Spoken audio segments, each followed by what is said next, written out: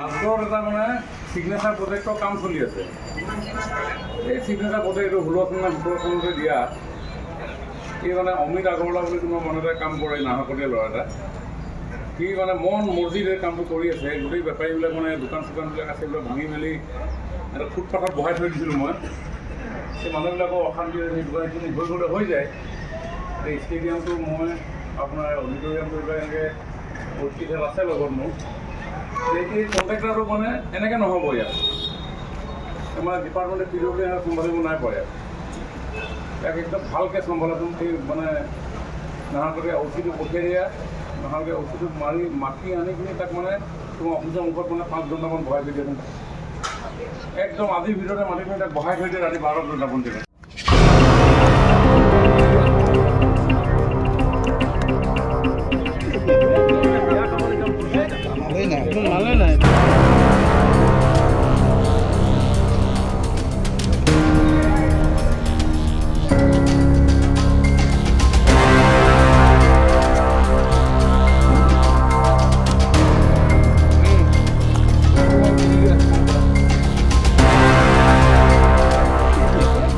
অসমত ক্ৰীড়াৰ আন্তঃগাঁথনি নিৰ্মাণ কৰাৰ ক্ষেত্ৰত মাননীয় মুখ্যমন্ত্ৰী ডক্টৰ হিমন্ত বিশ্ব শৰ্মা ডাঙৰীয়াই এক উল্লেখযোগ্য পদক্ষেপ গ্ৰহণ কৰিছিল।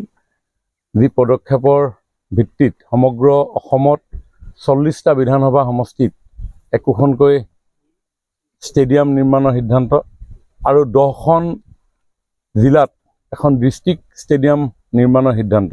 আৰু সেই সিদ্ধান্ত অনুসৰি আমি টিংখাঙতো এখন প্ৰায় 12 কোটি টকা ব্যয় সাপেক্ষে ষ্টেডিয়াম নিৰ্মাণৰ সুবিধা আমি পাবলৈ সক্ষম হৈছিলোঁ। আৰু সেই ষ্টেডিয়ামখনৰ নিৰ্মাণৰ কাম চলি আছে।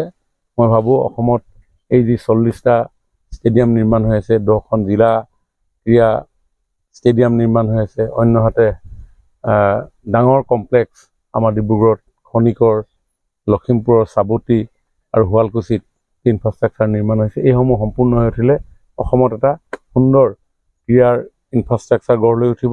আৰু তেতিয়া নেশ্যনেল ইণ্টাৰনেশ্যনেল খেলসমূহো আমি আমাৰ নিজৰ খেলপথাৰতে অনুষ্ঠিত কৰাৰ উপৰিও আমাৰ খেলুৱৈসকলে ইয়াত অনুশীলন কৰাৰো যথেষ্ট সুযোগ পাব। গতিকে মই আজি আমাৰ CDC জিলা আয়ুক্তৰ সৈতে অন্যান্য বিষয়াসকলৰ লগত কামৰ অগ্ৰগতি বুজ লওঁ। ডিপাৰ্টমেণ্টে কৈছে যে মাৰ্চৰ ভিতৰত ইয়াৰ নিৰ্মাণ কাৰ্য সম্পূৰ্ণ হৈ উঠিব। আৰু সমান্তৰালভাৱে আমাৰ ৰাজগড়ত চিগনেচাৰ প্ৰজেক্টৰ অধীনত 10 কোটি টকা ব্যয় সাপেক্ষে এটা মাৰ্কেট কমপ্লেক্স আমি নিৰ্মাণ কৰিবৰ কাৰণে হাতত লৈছিলোঁ। কিন্তু সেই মাৰ্কেট কমপ্লেক্সৰ নিৰ্মাণ কাৰ্য অতি লেহেমীয়া হৈছে। গতিকে মই জিলা সময় আয়ুক্তক আহ্বান জনাইছোঁ যাতে সংশ্লিষ্ট বিভাগ আৰু যি নিৰ্মাণকাৰী প্ৰতিষ্ঠান তেওঁলোকক যাতে অতি সোনকালে তলব কৰে আৰু স্পীড আপ কৰে। আমি এটা ইনডোৰ ষ্টেডিয়াম নিৰ্মাণ কৰি আছিলোঁ, সেই ইনডোৰ ষ্টেডিয়ামৰো নিৰ্মাণ অতি লেহেমীয়া হৈছে। গতিকে ৰাজগড় হায়াৰ ছেকেণ্ডেৰী কাষত থকা ইনডোৰ ষ্টেডিয়ামৰ স্পীড আপ কৰিবৰ কাৰণে মই সমজিলা আয়ুক্তক আহ্বান জনাইছোঁ। আৰু আমাৰ জুৰীয়া আইথানৰ পৰিসীমাৰ ভিতৰত এটা সুন্দৰ আমি অডিটৰিয়াম এটা সাংস্কৃতিক প্ৰকল্প এটা আমি নিৰ্মাণ কৰি আছোঁ। আজি সেইখিনিও আমি পৰ্যবেক্ষণ কৰোঁ। আৰু গতিকে গোটেইখিনি ইনফ্ৰাষ্ট্ৰাকচাৰেল কাম যাতে তীব্ৰ গতিৰে, যিহেতু ছিজন আহি আছে, গতিকে এই ছিজনৰ ভিতৰত শেষ কৰিবৰ কাৰণে মই বিষয়াসকলক নিৰ্দেশ দিছোঁ।